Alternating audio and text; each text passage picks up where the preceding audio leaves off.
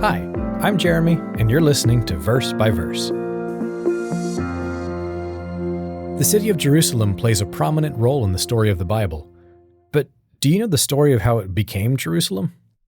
When Israel first entered the Promised Land, there were many wicked, corrupt nations living there, marked by God for destruction. Israel did a pretty mediocre job at driving those nations out, and some of them hung around for hundreds of years, existing within Israel's borders during that time. 7 years after David became king, he attacked one of those nations, the Jebusites.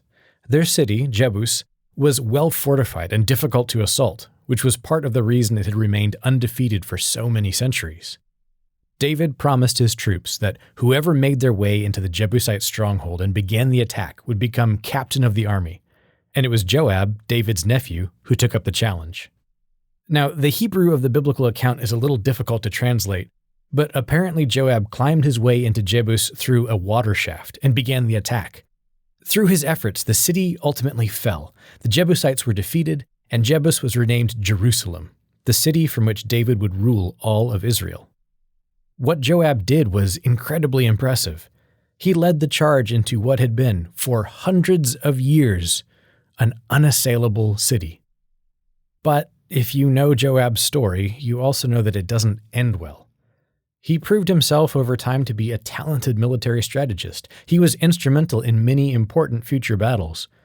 But he was also a harsh, brutal man who could sometimes let anger and jealousy drive his actions.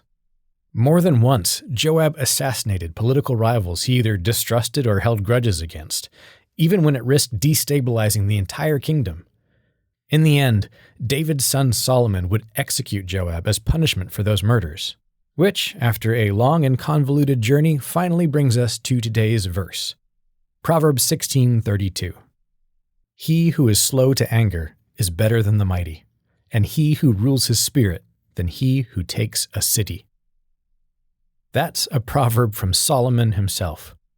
Solomon had known the mighty man who had captured Jerusalem, the city where Solomon had his throne. But Solomon had also given the command to execute that mighty man as a result of his own hot-headed, reckless decisions. Taking a city is a big deal. It requires incredible strategy, skill, and determination. But do you know what's even more impressive? Ruling your own spirit. Becoming angry at the right things, in the right way, at the right time. That is harder to do. Can you do it? I'm going to guess that no one listening to this is someone with both the ability and opportunity to conquer a city. But with God's help, we each have the opportunity to do something even greater, to conquer and rule our own spirits. Verse by Verse is a Life, Hope, and Truth podcast. Check out the show notes to find more free content, like videos, articles, and booklets in our Learning Center.